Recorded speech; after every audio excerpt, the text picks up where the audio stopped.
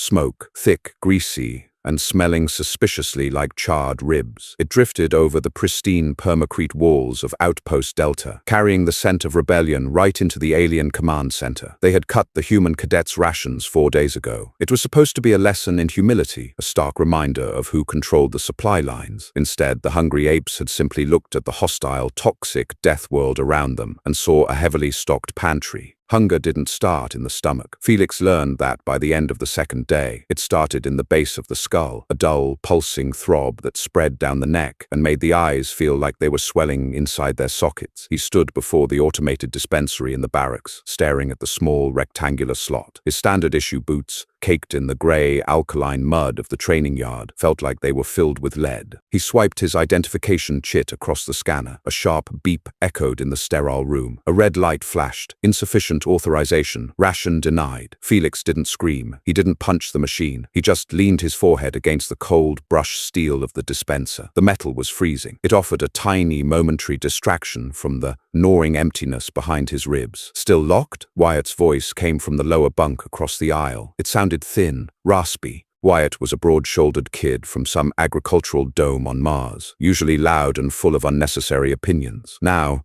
he was just a lump of grey fatigues wrapped in a thin thermal blanket. Still locked, Felix muttered, pushing himself away from the machine. He tasted copper and old dust. His mouth was desperately dry, but the water from the barrack taps tasted like heavily chlorinated battery acid. It filled the belly but provided zero caloric value. Harper sat on the floor near the viewport, mechanically taking apart her field rifle and putting it back together. Click, clack, snap. The metallic sounds were rhythmically perfect. She hadn't spoken much since the commandant, a towering, multi-jointed insectoid bastard who looked like a praying mantis wearing a fascist uniform, had announced the punishment. Your unit failed to meet the secondary objective during the live-fire exercise. In a real scenario, logistics fail. Supply lines break. You will learn to function without the comfort of predictable sustenance. Rations suspended for 72 hours. Dismissed. It was a lie, of course. Felix knew it. The other alien cadets, the sleek, scaled reptilians, and the heavily armored crustacean species, had missed objectives too, but they were currently in the main mess hall, dining on nutrient-rich synthetic slop. The commandant was testing the humans, seeing where the breaking point of this new, upstart species lay. 72 hours, Finn said from the corner. He was tracing a crack in the permacrete wall with a dirty fingernail. It's been 84. They forgot about us, or they're changing the rules. They're waiting for us to beg, Harper said. She jammed the power cell into the rifle with unnecessary force. Clack. They want us to crawl to the command center and ask for a nutrient paste tube. Felix walked over to the viewport.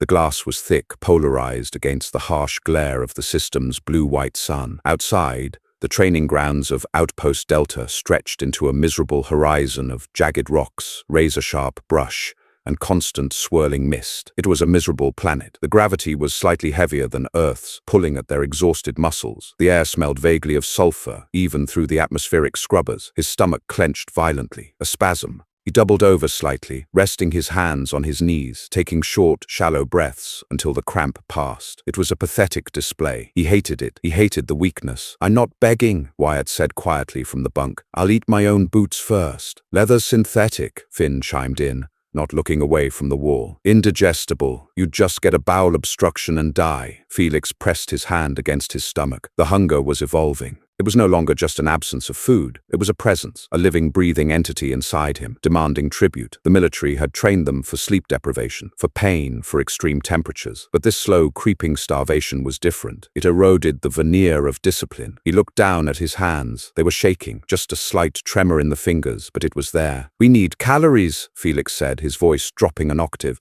We march another 20 clicks tomorrow, with full gear. If we don't eat, someone's going to collapse. And if we collapse, we fail out. Brilliant observation, tactician, Harper muttered, setting her rifle down. You got a secret stash of granola bars in your locker? No, Felix looked back out the viewport. Beyond the high chain-link fences that marked the safe zone, the mist was parting. Something moved in the dense, thorny underbrush. It was low to the ground, hulking. But I think I know where we can get some. The rain on Outpost Delta didn't fall. It seemed to materialize out of the air, a constant heavy drizzle that soaked through fabrics and chilled the skin. Felix, Brody, and Wyatt crouched in the mud behind the atmospheric condenser units, 100 yards from the western perimeter fence. The mud seeped through the knees of Felix's trousers. It was cold and gritty, smelling strongly of ammonia and wet copper. "This is incredibly stupid," Brody whispered, wiping a mixture of rain and sweat from his forehead. Brody was the smartest among them, a communications specialist who could reroute a comm satellite blindfolded. Right now, he was gripping a sharpened piece of scrap metal he'd pried from a broken ventilation grate. His knuckles were white. "You got a better idea?" Felix asked, keeping his eyes on the fence line. "Yeah, starving quietly in bed." The perimeter fence was a towering structure of electrified mesh, designed to keep the native fauna out. But the automated maintenance drones hadn't serviced this sector in weeks. Felix had noticed it during their punishment laps. A section of the mesh near the drainage culvert had shorted out, the warning lights dead, the metal slightly warped from a minor landslide. "We just need to get through the gap," Felix said, his voice tight. His heart was hammering against his ribs, a frantic, uneven rhythm. It wasn't fear of getting caught by the commandant. It was the adrenaline of the predator waking up inside the starving primate. "And do what?" Wyatt asked, his teeth chattering slightly. "Punch a space bear to death. We observe. We isolate. We kill," Felix said. He sounded more confident than he felt. The truth was, he had no idea what he was doing. He grew up in a sprawling, multi-level arcology in North America. The closest he had ever come to hunting was swatting a mosquito, but the gnawing entity in his stomach didn't care about his background. It just wanted meat. They moved in a low crouch toward the culvert. The mud sucked at their boots, making gross, wet schlock sounds that seemed deafening in the quiet rain. Felix reached the fence first. He knelt by the warped section, slipping his hands into the thick, rubberized, insulated gloves he'd stolen from the engineering bay. He grabbed the heavy wire mesh and pulled. The metal groaned. It didn't budge. "Help me!" he hissed over his shoulder. Wyatt stepped up, his broad frame casting a shadow over Felix. He grabbed the mesh alongside Felix. They locked eyes for a second. Wyatt's face was gaunt, dark circles carved deep under his eyes, but a feral, desperate energy danced in his pupils. "On three," Felix whispered. "1, 2, 3. They pulled. Muscles, depleted of glycogen and crying out in protest, strained to the breaking point. Felix felt a sharp pain in his lower back, but he didn't stop. With a screech of tortured metal, the mesh bent backward, creating a gap just wide enough for a human to squeeze through. Felix slipped through first, sliding chest first through the mud, the jagged wire snagging on his tactical vest. He scrambled up on the other side, immediately dropping into a defensive crouch. The air felt different out here. It was wilder. The smell of sulfur was stronger, mixed with the pungent odor of rotting vegetation and something musky, animalistic. Brody and Wyatt slid through the gap behind him. They stood in the dense, thorny brush of the planet's surface. "Okay," Brody breathed, clutching his makeshift shiv. "We're out. Now what?" A deep,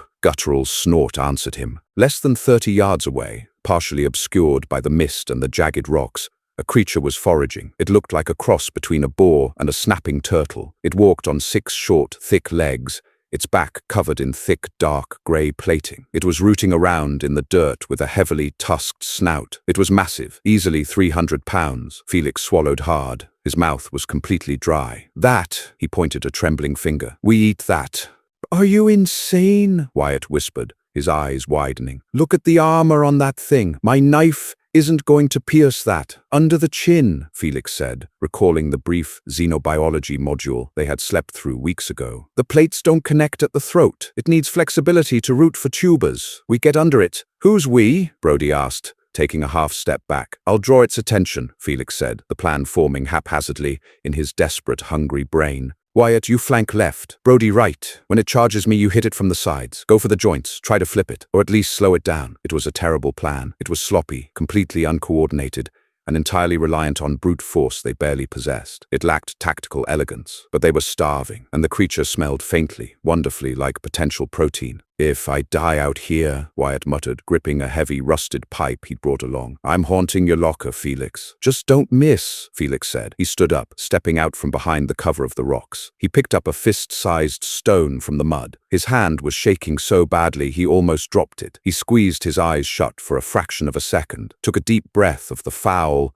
sulphurous air, and threw the rock. It flew through the rain and clattered loudly against the creature's armored shell. The beast froze. It slowly turned its massive, ugly head. 4 tiny red eyes locked onto Felix. It let out a sound that was half squeal, half raw, a sound that vibrated right in Felix's chest cavity. It lowered its tusks, scraping the mud. Oh God, Felix thought, I'm going to get mauled to death. Then the creature charged. It moved faster than something that heavy had any right to. The ground literally shook beneath its 6 feet, throwing up clumps of wet earth and shredded roots. Felix planted his feet. Every instinct screamed at him to run, to dive back through the fence, to hide. The rational part of his brain, the disciplined cadet, was terrified, but the deep, primitive brain stem, awoken by 4 days of starvation, held him in place. Closer, come closer. 10 yards, 5 yards. Felix dove to the right. He hit the mud hard, the impact jarring his shoulder, sliding across the slick surface. The beast didn't turn in time. It barreled past him, its massive bulk carrying it forward. Now! Felix screamed, spitting a mouthful of bitter mud. Wyatt lunged from the brush. He swung the rusted pipe with all the desperate strength he had left. The pipe connected with the creature's front left knee joint with a sickening crack. The beast shrieked, a high, deafening sound that made Felix's ears ring.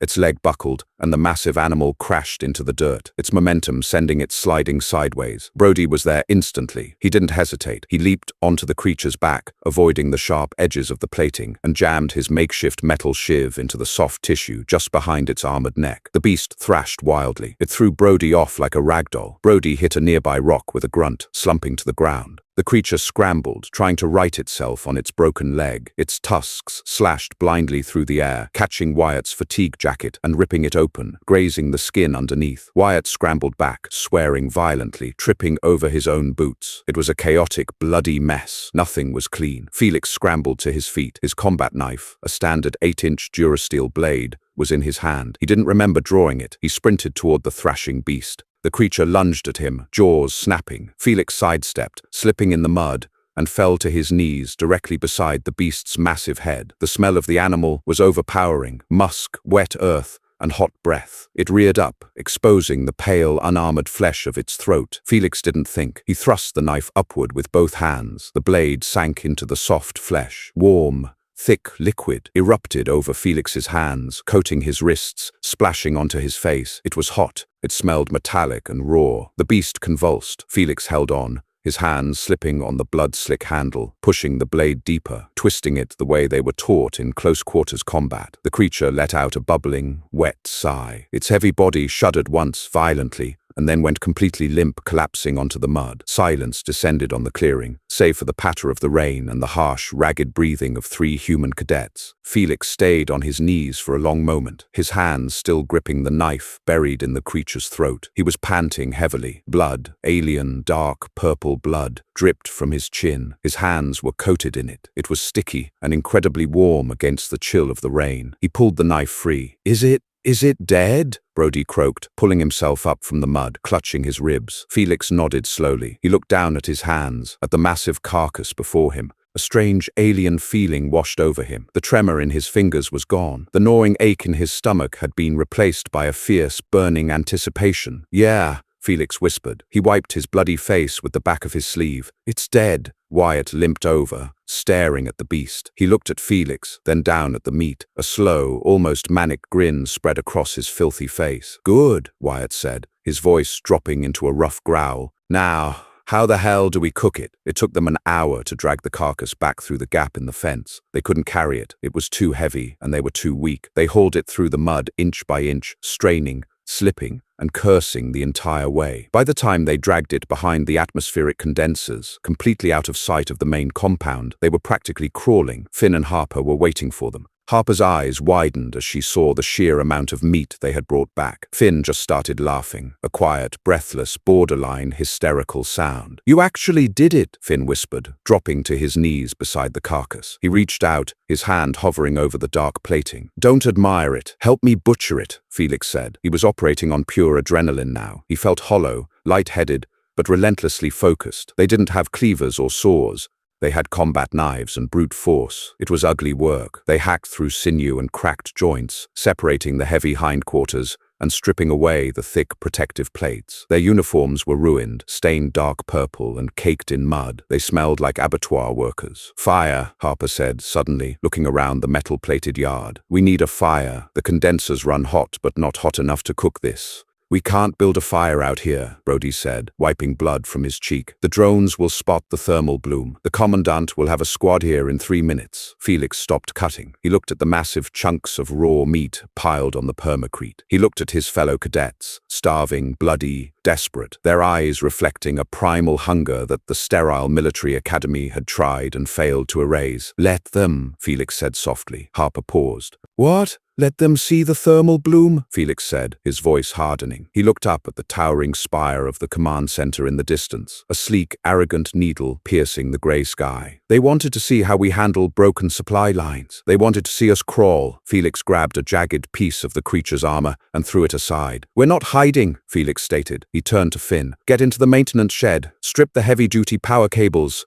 Brody, gather the dead brush from the perimeter line. All of it. Wyatt, grab the metal grating from the storm drain. Felix, they'll court-martial us," Brody warned, though he was already moving toward the brush. "For what?" Felix spat, a bitter smile touching his lips. "Foraging, we're improvising, adapting, and overcoming, just like the manual says." They worked like a machine fueled by starvation. Finn stripped the thick insulation off the industrial cables, exposing the copper wiring. He tapped them directly into the junction box of the condenser unit. Brody and Harper piled the dry, sulfurous brush they had pulled from beneath the rocks, creating a massive mound on the permacrete. Wyatt hauled over the heavy steel grating from the drainage ditch, laying it across 4 large stones positioned around the brush. "Ready?" Finn asked, holding the 2 live wires. Sparks danced dangerously between the tips. "Do it," Felix ordered. Finn touched the wires to the base of the dry brush. There was a sharp crack of electricity, a blinding flash of blue light, and the brush caught. It didn't just burn, it roared to life. The high oxygen content in the local vegetation made it flare up violently, casting dancing orange and yellow shadows against the cold steel walls of the outpost. The heat hit them instantly. It was glorious. Felix grabbed a massive slab of ribs, weighing nearly 20 pounds, and threw it directly onto the metal grating. The sound was instantaneous, a loud, violent hiss as the fat hit the hot steel. Then came the smell. It wasn't the sterile, odorless nutrient paste they were used to. It was the rich, heavy, intoxicating scent of roasting fat, searing muscle, and dripping juices mixing with the wood smoke. It smelled like survival. It smelled like defiance. Felix stepped back, feeling the intense heat of the flames on his face. He looked at his hands, still stained with blood, and then up at the dark, armored glass of the command center overlooking the yard. The fire was huge. It was a beacon. There was absolutely no way the alien instructors hadn't seen the thermal spike on their monitors. Felix didn't care. He watched the meat sizzle, the smoke rising in a thick gray column into the rain, carrying the smell of a barbecue straight to the heavens. Spit popped and hissed. Drops of rendering fat hit the superheated steel grating, vaporizing instantly into thick, fragrant clouds. Waiting was worse than the hunt. The hunt was adrenaline and terror, a chaotic blur of motion that left no room for conscious thought. But sitting by the makeshift fire, watching the alien flesh slowly turn from bruised purple to a charred, crusted brown, was absolute torture. Felix's mouth watered so intensely that the glands beneath his tongue actually cramped. It was a sharp, pinching pain. He kept having to spit into the mud just to keep from choking on his own saliva. Around him, the others were in similar states of agonizing anticipation. Wyatt sat cross-legged, staring unblinking at the flames, his chest rising and falling in ragged, shallow breaths. Brody was shivering, the drop in adrenaline leaving him freezing despite the massive thermal output of the burning brush. "Is it done?" Finn asked. His voice cracked. He sounded like an addict begging for a fix. "The outside looks done. It's a thick cut," Harper said, her eyes fixed on the roasting ribs. She was wiping the blood off her combat knife with a relatively clean patch of her ruined uniform. "You eat alien pork raw, you might end up with parasites that eat your liver." "I don't care," Finn whispered, leaning closer to the intense heat. "I really don't care. Let them have my liver. I want the calories." Felix reached forward. The radiant heat from the fire blistered against his knuckles, drying the mud and blood on his skin into a tight, itchy crust. He grabbed the edge of the grating, wrapping the hem of his jacket around his hand to keep the steel from searing his palm. He slid the heavy rack a few inches away from the direct center of the blaze. He didn't use a fork or a pair of tongs. He drew his knife, pressed his boot against the edge of the hot grate to steady it, and hacked a massive, irregular chunk off the end of the ribs. He tossed it onto the wet permacrete at their feet. It steamed in the cold rain. The exterior was blackened, blistered with crackling fat. The interior was still oozing a dark, pinkish-purple fluid. Nobody waited for it to cool. Wyatt lunged first. He grabbed the chunk with his bare hands. He hissed as the boiling grease scalded his fingers, but he didn't drop it. He ripped into the meat with his teeth. Felix watched him, the primal part of his brain screaming at him to fight Wyatt for it. Instead, Felix hacked off another piece, then another. He tossed them onto the ground like scraps to wild dogs. Harper grabbed hers. She didn't bother cutting it into civilized bites. She tore at the tough muscle, grease instantly coating her chin and sliding down her neck. Brody picked up his portion with trembling hands, blowing on it frantically before taking a desperate, tearing bite. Felix finally cut a piece for himself. He held the hot meat in his hands, feeling the heat radiate into his frozen,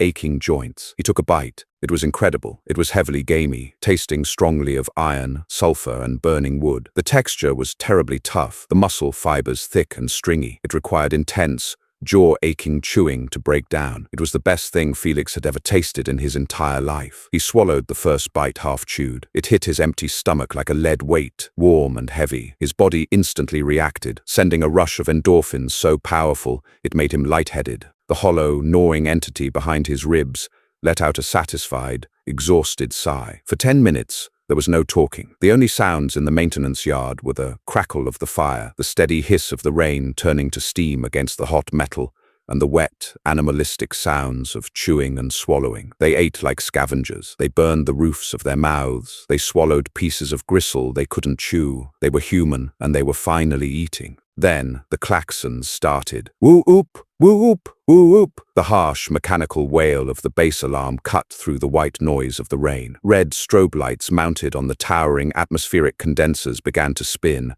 casting long, frantic, bloody shadows across the yard. Brody froze, a half-chewed chunk of meat in his mouth. Panic flared in his eyes, washing away the euphoria of the meal. He looked at Felix, terrified. "They're coming," Brody mumbled around the food, trying to stand up. "Felix, the alarms!" "Sit down," Felix ordered. He didn't raise his voice. He took another deliberate bite of the rib meat, chewing slowly. "They're going to throw us in the brig," Finn said, shrinking back away from the fire, eyeing the dark spaces between the machinery. "Or shoot us. We tapped the main grid. We breached the fence." "Sit down," Felix repeated. He wiped his greasy mouth with the back of his hand. He looked at the four of them. They were covered in alien mud and dark purple blood. Their uniforms were slashed and burned. They looked like absolute hell. "We didn't fail," Felix said, his voice hard, grounding them. "Remember what the commandant said? He wanted to see how we function when the supply lines break. Well, we functioned. We didn't starve. We didn't quit. We built a bonfire on the flight deck." Wyatt laughed, a sharp, nervous sound. He took another huge bite of his meat, chewing defiantly. "Might as well enjoy the last meal, boys." Heavy, synchronized footsteps echoed from the main corridor leading into the yard. It wasn't the soft, measured tread of human boots. It was the heavy, metallic clank thud of standard-issue pacing armor. 4 heavily armored base guards rounded the corner. They were crustacean types, broad, hulking creatures with thick, chitinous plates painted in the sterile gray of the military academy. They carried shock rifles, the muzzles glowing with a low, menacing blue hum. Behind them walked the commandant. He was a tall, mantis-like insectoid, his exoskeleton a polished, iridescent black. He wore the immaculate, high-collared uniform of the Academy command staff. His 4 upper limbs rested neatly behind his back, while his 2 primary legs carried him forward with a jerky, staccato precision. He stopped 10 yards from the fire. His multifaceted compound eyes clicked, adjusting to the glare of the flames. His mandibles twitched, taking in the scene. 5 human cadets, filthy, bleeding, covered in grease and gore, sitting around an illegal, jury-rigged fire, casually eating the charred remains of a local apex predator. The commandant did not speak immediately. He just stared. The rain hissed against the commandant's polished exoskeleton. The ozone smell of the guards' active weapons mingled sharply with the rich, heavy scent of roasting fat. "Cadet Felix," the commandant said. His voice was generated through a translation collar at his throat, rendering his native clicks and hisses into flat, synthesized standard English. It lacked emotion, but the volume was turned up, designed to intimidate. "Explain this barbarism." Felix didn't stand at attention. Protocol dictated that he should leap to his feet, snap his heels together, and salute. Instead, he stayed seated on the wet permacrete. He picked up his combat knife, casually slicing another strip of meat from the rack. "Dinner, sir," Felix said. He popped the meat into his mouth and chewed. One of the crustacean guards took a heavy step forward, raising its shock rifle. The hum of the weapon pitched higher. The commandant held up a slender, black-armored limb. The guard stopped. "You have breached a Class 4 perimeter fence," the commandant stated, his mandibles clicking rapidly behind the collar. "You have tapped into a critical infrastructure power grid. You have initiated an unauthorized combustion event within a restricted zone. You have slaughtered indigenous fauna without a bio-clearance tag." "Yes, sir," Felix said. He swallowed. His stomach felt wonderfully full, grounding his nerves. The shaking in his hands was completely gone. "These are court-martial offenses," the commandant said. "You will be expelled from the academy. You will be sent to a penal colony." Harper snorted. She didn't even look up at the commandant. She just kept picking burnt gristle from her portion. "Send us," she muttered. "Bet they feed you in a penal colony." The commandant's head snapped toward her, his compound eyes narrowing. "Insolence! You were given a directive. You failed a live-fire objective. Your rations were suspended to teach you the consequences of operational failure, to teach you deprivation." "We learned it," Felix said. He finally stood up. His knees popped, stiff from the cold mud, but he stood straight. He wasn't intimidated by the towering insectoid. He was just tired. And he was full. He walked slowly toward the commandant, holding a piece of cooked meat in his greasy, blood-stained hand. The guards tightened their grips on their rifles, but Felix ignored them. He stopped 2 feet from the commandant. He could smell the sterile, chemical polish on the alien's armor. "You told us supply lines break," Felix said, his voice low, steady, and entirely devoid of military deference. "You told us we had to learn to function without the comfort of predictable sustenance. You wanted to see our breaking point." Felix gestured to the bloody carcass dragged halfway across the yard, then to the fire, and finally to his squad mates. "We didn't break, sir.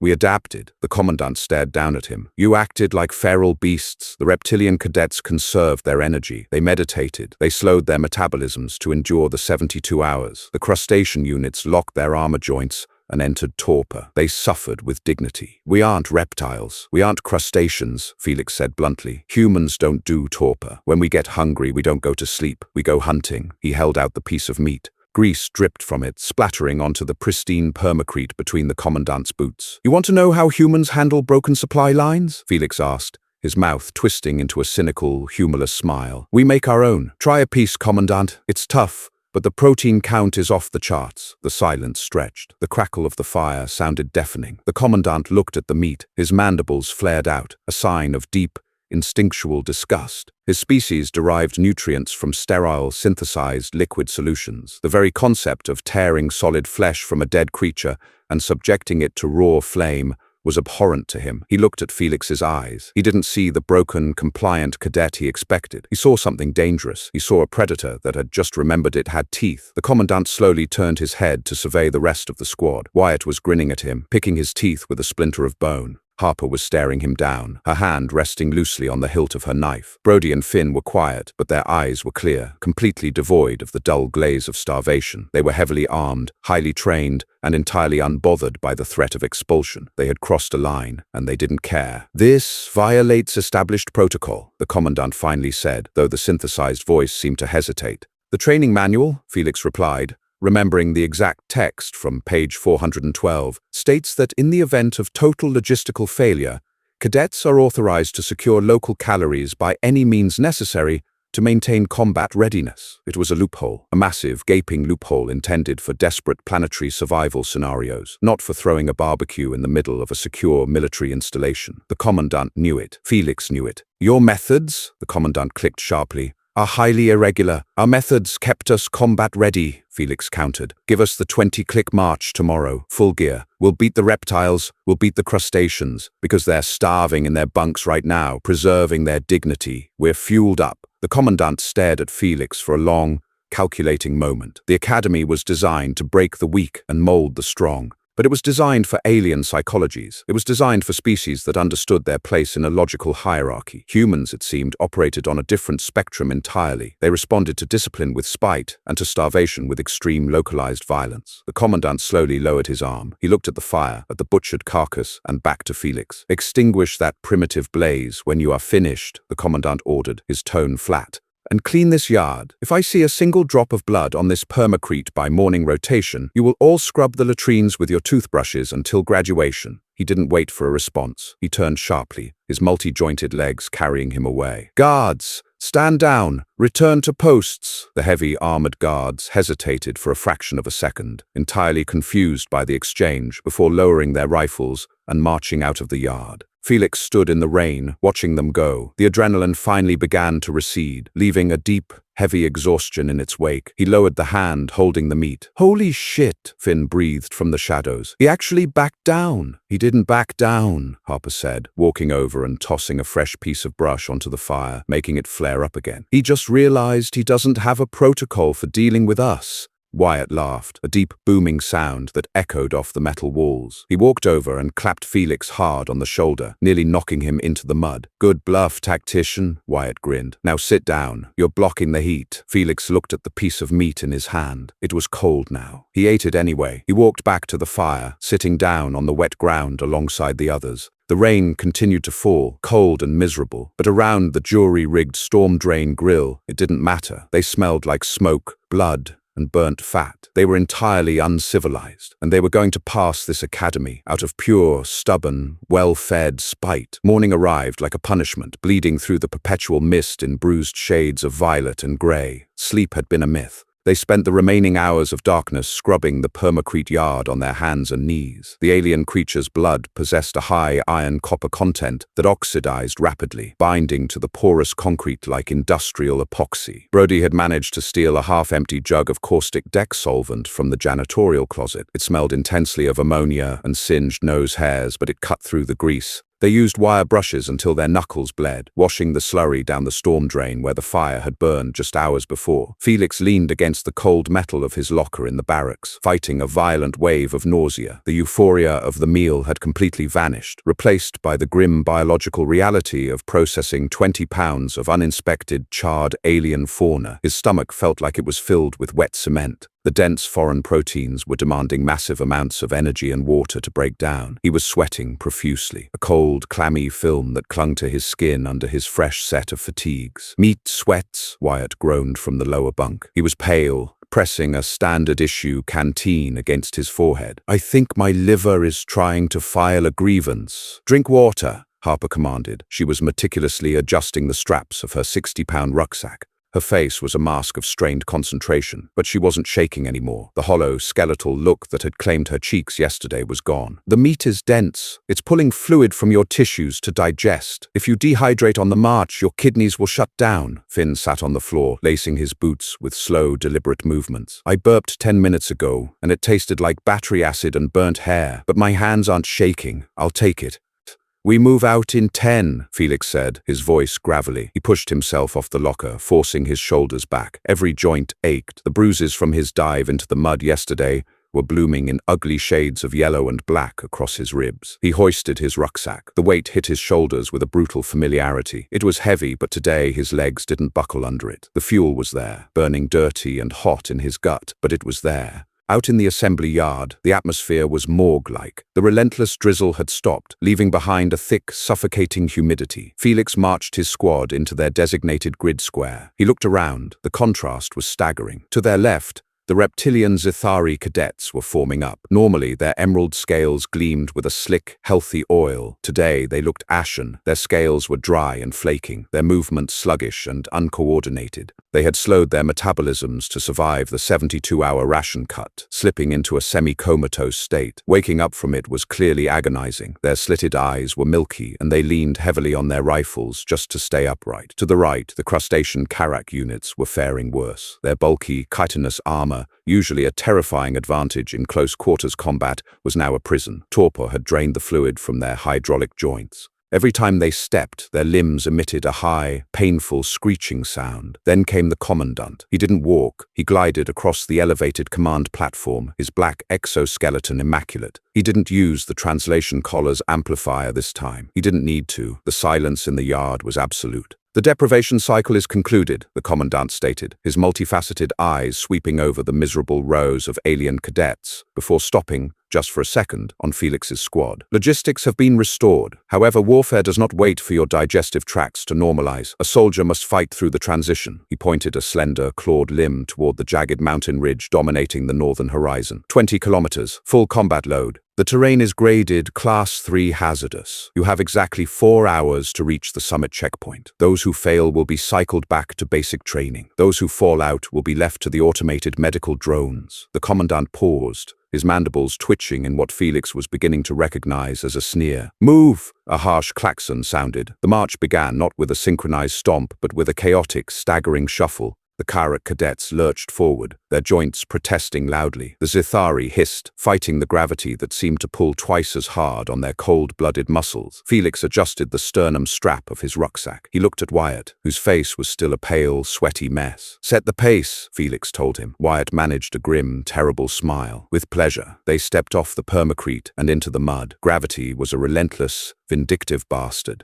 The first 5 kilometers were a test of pure mechanical denial. Felix didn't think about the burning in his calves or the heavy, dense lump of alien meat sitting in his intestines. He focused entirely on the boots in front of him. Wyatt's boots, caked in grey mud, rising and falling with an aggressive, punishing rhythm. Crunch, squelch, step. They moved faster than the standard march cadence. It wasn't a jog, but it was a brutal, ground-eating stride that forced the lungs to pull deep, painful draughts of the sulphurous air. Around kilometer 8, the incline began. The terrain shifted from flat, muddy plains to jagged volcanic scree. Every step required balance. The loose rocks slid under their boots, threatening to snap an ankle with a single misstep. Felix wiped a mix of sweat and grime from his eyes. His heart was a drum in his ears. The meat sweats were fully kicking in now. His uniform was entirely soaked, sticking to his back like a cold, wet second skin. But the energy was undeniably there. He wasn't lightheaded. The peripheral darkening of his vision, the warning sign of a blood sugar crash, never came. He glanced to his right. A massive Karak cadet was struggling. The crustacean's heavy boots were slipping on the loose rock. Its internal hydraulics hissed, lacking the necessary fluid pressure. It took a step, faltered, and its massive 60-pound ruck pulled it backward. The Karak crashed onto the scree with the sound of a dropped toolbox. It lay there, its limbs twitching weakly, unable to right itself under the weight. Felix didn't stop. Nobody in his squad stopped. They just kept pushing upward. "Keep breathing," Harper wheezed from behind Felix. Her voice was raspy, but her pace was relentless. "Don't hold it. Breathe through the cramps." By kilometer 12, the alien sun finally burned through the cloud cover. It was a harsh, unforgiving blue-white star. It hit the wet, sulphurous rocks, turning the mountainside into a steaming sauna. The heat baked the mud on their trousers into a stiff, heavy clay. "Water," Felix croaked. Without breaking stride, he unclipped his canteen and took a measured sip. The water tasted metallic and warm, utterly disgusting, but he held it in his mouth before swallowing, letting it coat his dry throat. Ahead of them, the Zithari were faltering badly. The sudden spike in temperature, combined with their severely depleted energy reserves, was wreaking havoc on their cold-blooded systems. They were panting, their long tongues lolling out of their scaled mouths. Felix watched a Zithari cadet simply stop. The alien stared blankly at the incline ahead, dropped its rifle, and sat down on a boulder. It had nothing left. The torpor had preserved its life, but it had stripped its endurance. "Look at him," Finn muttered, his breath coming in ragged, whistling gasps. He was dragging his right leg slightly, a blister clearly forming on his heel. "Dignity, lots of dignity." "Shut up and walk," Brody snapped. Brody was the smallest of them, and the pack looked like it was crushing him.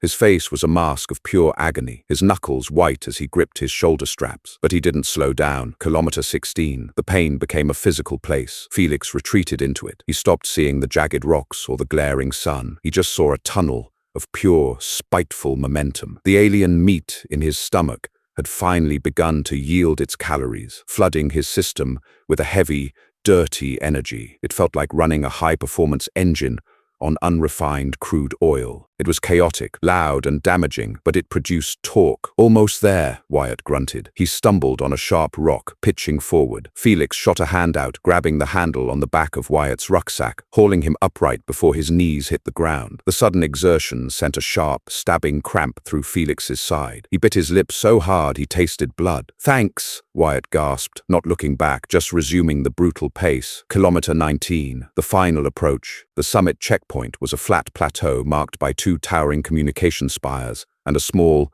prefabricated command bunker. Felix's vision was blurring around the edges, not from starvation but from pure physical exhaustion. His boots felt like they were filled with wet sand. Every muscle fiber in his legs was screaming for oxygen. He looked back. Harper, Finn, and Brody were right behind him. They looked like the walking dead. Eyes sunken, lips cracked, uniforms crusted in dried sweat and mud, but their eyes were locked onto the spires. "Form up," Felix croaked. His throat was completely raw. "We don't stagger across. We march." They tightened the formation, bone-tired, running on the absolute dregs of an illegal feral barbecue. They forced their bodies into a synchronized cadence. Left, right, they crested the ridge.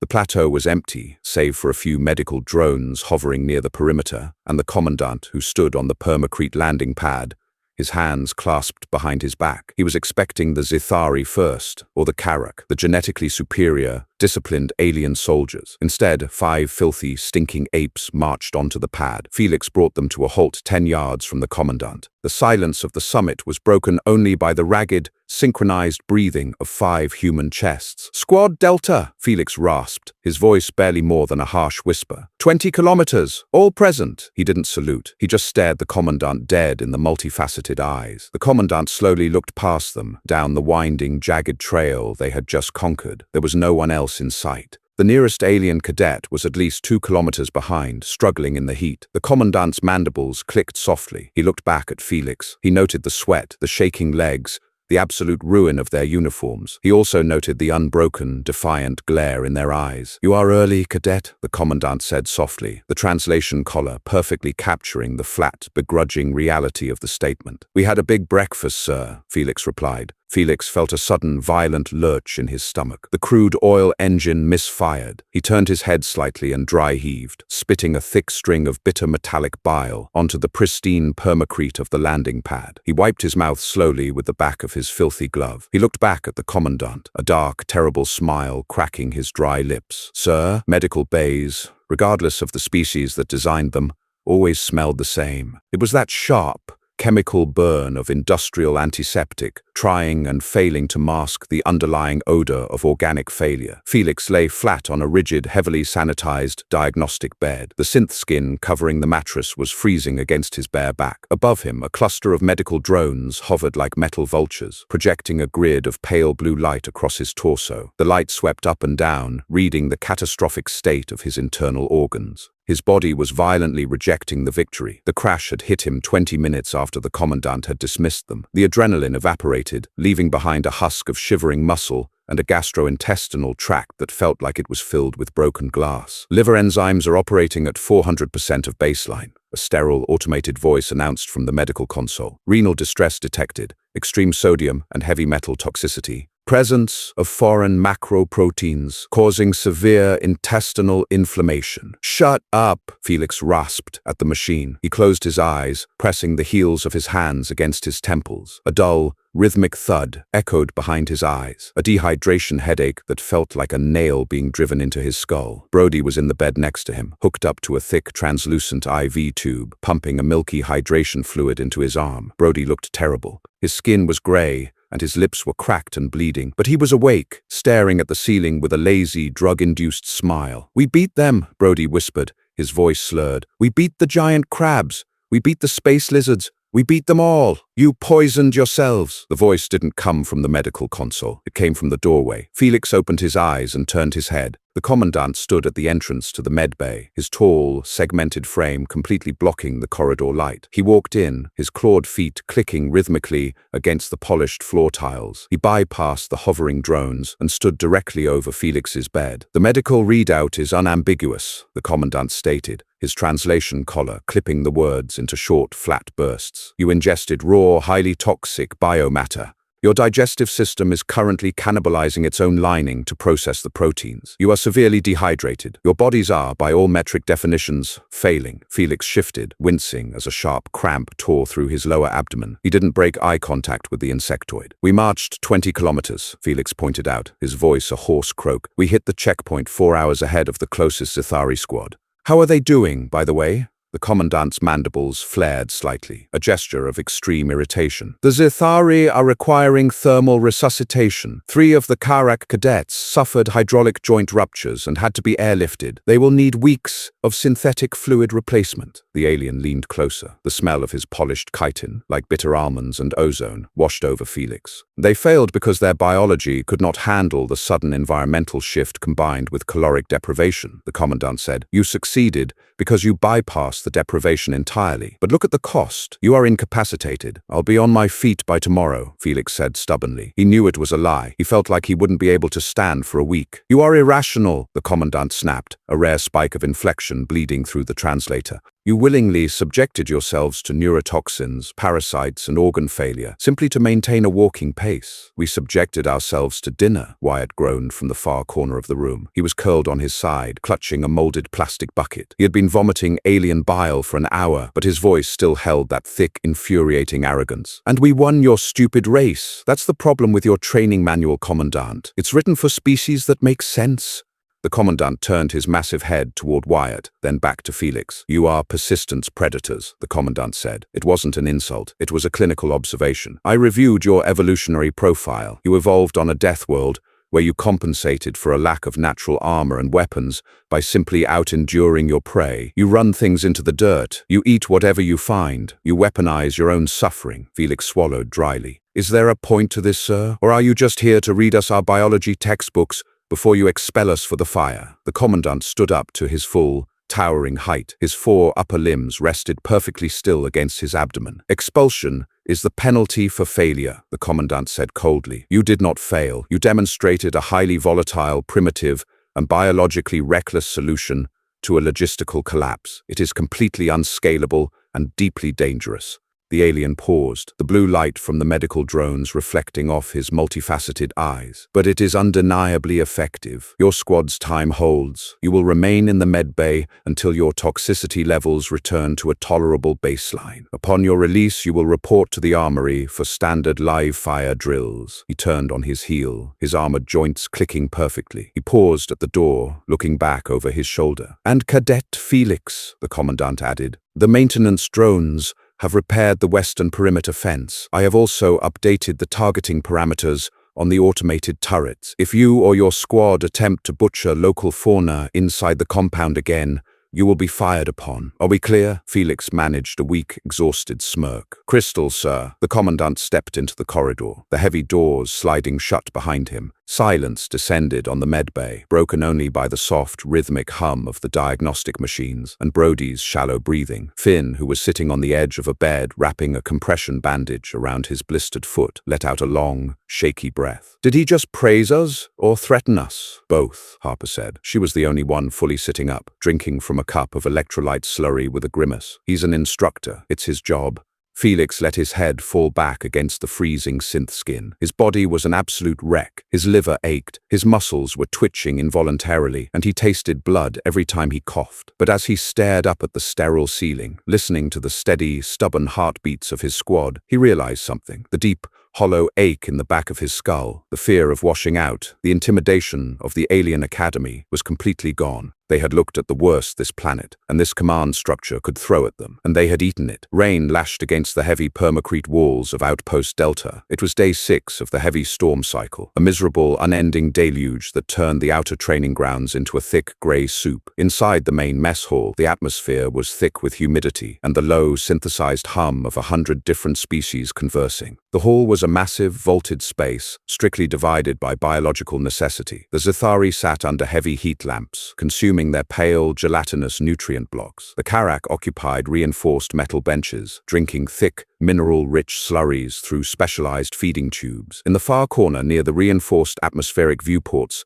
sat Squad Delta. They were fully uniformed. The mud and blood had been scrubbed from their boots, their fatigues pressed and sharp. They looked entirely unremarkable, 5 small, soft-skinned mammals sitting around a standardized metal table, but the space around them was empty. No other squad sat within 20 feet of them. The Karak cadets gave them a wide berth when walking past. The Zithari, usually arrogant and territorial, actively averted their eyes when Felix glanced their way. The rumor mill of Outpost Delta had moved faster than a plasma bolt. The story of the broken fence, the feral butchery, and the illegal fire had mutated. To the aliens, the humans weren't just cadets who had cheated a survival test. They were unhinged savages who had slaughtered a heavily armored native beast with nothing but hand tools and spite, eaten it raw over an open flame, and then outmarched the elite squads on a belly full of poison. Felix looked down at his standard-issue tray. It contained 2 tubes of grey nutrient paste and a cube of synthetic, vitamin-fortified bread. It was exactly the same ration they had been served before the punishment. It tasted like wet cardboard. He squeezed the tube, watching the grey sludge coil onto his spoon. It possessed 0 texture, 0 flavor, and 0 soul. It provided exactly the optimal caloric intake required for a human male of his weight and height. "I miss the ribs," Wyatt muttered, staring mournfully at his own tray. "You threw up for 14 hours straight," Brody pointed out, picking at his bread cube. "You popped a blood vessel in your eye." "Yeah," Wyatt agreed, touching the faint red smudge in his left sclera. "But for about 10 minutes, right by that fire, I felt like a god. This stuff just makes me feel like a prisoner." Harper unscrewed the cap of her water canteen, shaking her head. "We're on double probation. The commandant has automated drones following us every time we leave the barracks. We tap the power grid again, we're dead. Eat your paste." "I'm not saying we do it here," Finn said, leaning in, dropping his voice to a conspiratorial whisper. He glanced around the mess hall, ensuring none of the crustacean guards were within audio range. "But they're deploying us to Sector 4 for the overnight survival bivouac next week. Deep bush, no automated turrets, no thermal scanners." Felix stopped chewing. He looked at Finn. "Sector 4 is infested with those boar turtles," Finn continued, a dangerous, hungry gleam in his eye. "And I did some reading in the xenobiology archives. The commandant was right. The meat is toxic, but only if you don't drain the lymphatic glands behind the front legs. You drain those, you render the fat down slower. It's perfectly safe." Brody stared at him. "You researched how to properly butcher the thing that nearly killed us?" "I like to be prepared," Finn shrugged, entirely unrepentant. Wyatt was grinning now, the wide feral smile that belonged strictly in the mud and the rain. He looked at Felix. "Well, tactician, you're the squad leader. What's the protocol?" Felix looked at the grey sludge on his spoon. He thought about the agonizing cramps in the med bay, the taste of bile, and the sheer brutal exertion of the march. It was the hardest thing he had ever done. It was reckless, stupid, and violated every standard operating procedure in the fleet. Then he thought about the crunch of the fat sizzling on the hot steel. He thought about the smell of wood smoke cutting through the sterile alien air. He thought about the look in the commandant's eyes when he realized he couldn't break them. Felix dropped his spoon onto the metal tray with a sharp clatter. He leaned across the table. "Brody," Felix said softly, "can you fashion a collapsible grill grate out of your spare comms antennae?" Brody blinked, calculating the tensile strength of the titanium rods in his head. Yeah, I can make it fit in my rucksack." "Harper," Felix turned to her, "you're on point for the hunt. Find us a heavy one." Harper didn't smile, but her eyes narrowed in sharp agreement. "Under the chin, I know." "Good," Felix said. He picked up his canteen, unscrewing the cap. "We play the game all week. We eat the paste.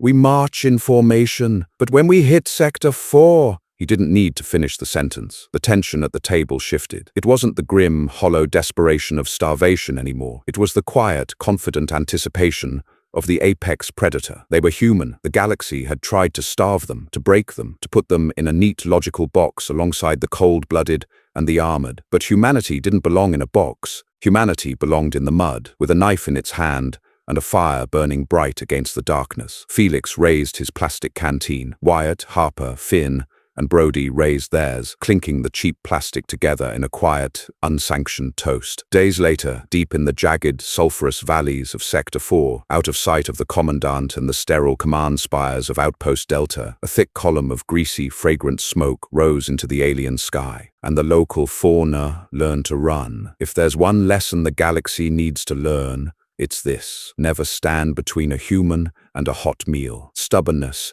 isn't just a human trait, it's our ultimate survival strategy. If you loved watching Squad Delta turn a punishment into a barbecue, smash that like button, subscribe to the channel, and ring the bell for more HFY tales. Share this story with someone who knows how to weaponize their spite. How would you have handled the commandant's test? Drop into the comments below and let me know. Keep the fires burning, and we'll see you next time.